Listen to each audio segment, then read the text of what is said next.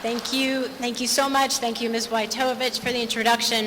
Thank you to the entire school board and Superintendent Yoder for this amazing honor, to Principal Hummel and all of my past teachers for helping me get to where I am today, and to all of you for welcoming me back here for this important day.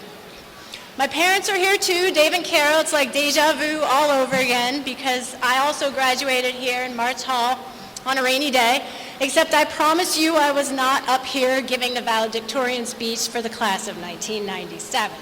There's a reason I'm a sports writer. It's called math. Part of my job at ESPN is to look into a camera and tell millions of people who I think is going to win the college football playoff and get into the college football playoff. But trust me when I tell you this moment right here is far more nerve-wracking. And I do hope that you guys will be a little bit nicer on my social media accounts than some college football fans I encounter there.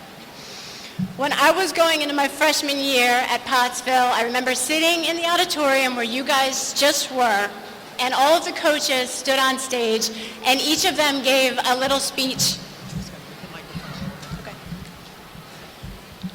Each of them gave a little speech about their teams, and a man named John Little stood up there, I'll never forget this, and somehow convinced me that even though I had never run 1 mile, I could compete and run 3. And I signed up for the cross-country team, and I have been running decades later. So promise me one thing, that before you leave here tonight, and I know you're excited to get out, you will find at least one teacher and one coach if you can, and tell them thank you for helping you get to where you are today. I did run track and cross country here. I was part of the school record 4x8 team, and if anybody has since broken that, please feel free to lace up and we can settle that after this. I also did run the slowest cross country time, but that's only because I stopped to watch football practice along the way. That's a true story.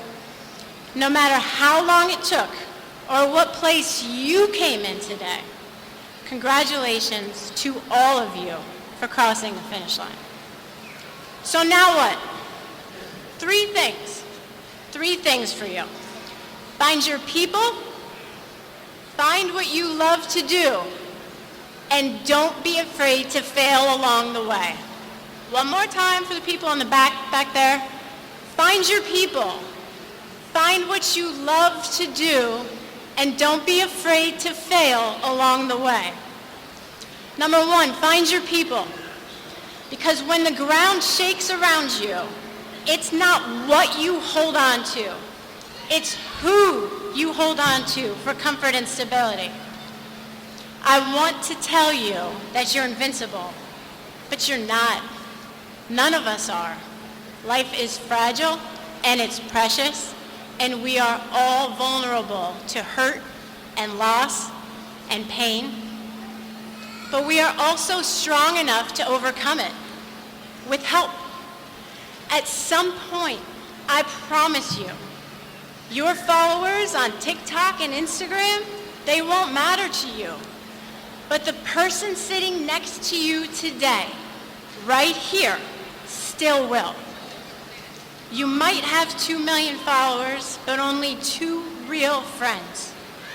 And I would take those 2 friends over any virtual ones and hold on to them really tight, even as you go your separate ways.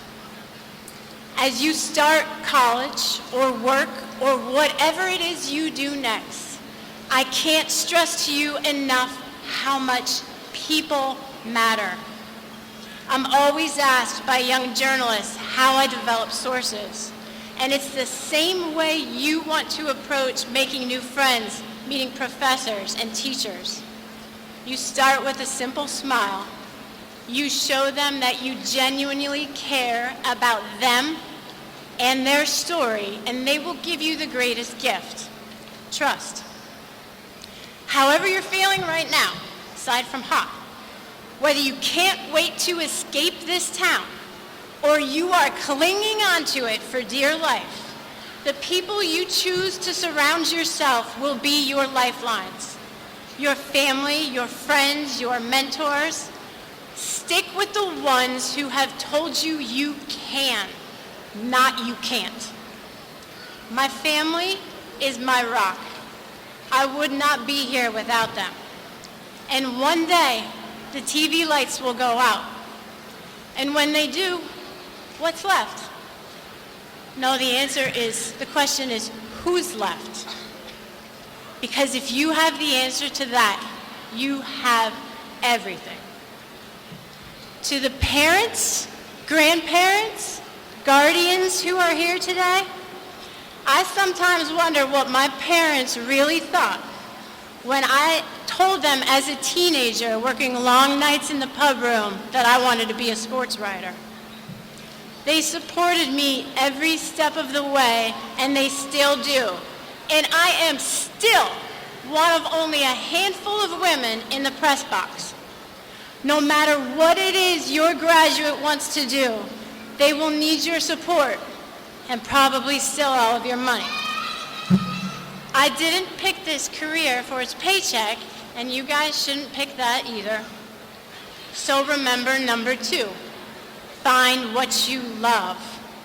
Otherwise, it's really work.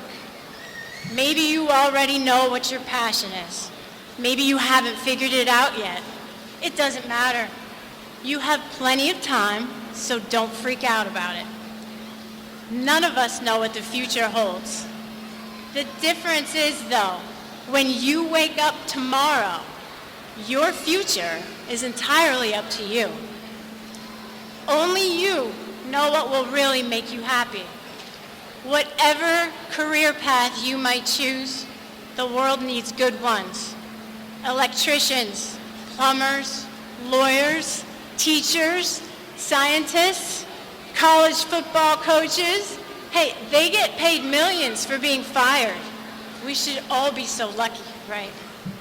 But never in my wildest dreams, and I mean this sincerely, did I think I would be working at ESPN, let alone for 17 years. I loved the pub room and the people in it, especially our advisor at the time, Kathy Zweibel. She still means more to me than you'll ever know.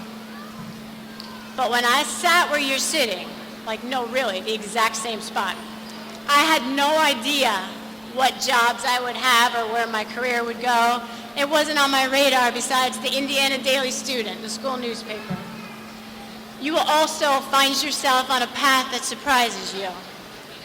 Even if you know exactly what you want to do and how to go after it, prepare to zig and zag towards that goal, because rarely does anyone go right to their dream job. Instead, we all stumble along the way. So, number 3, don't be afraid to fail.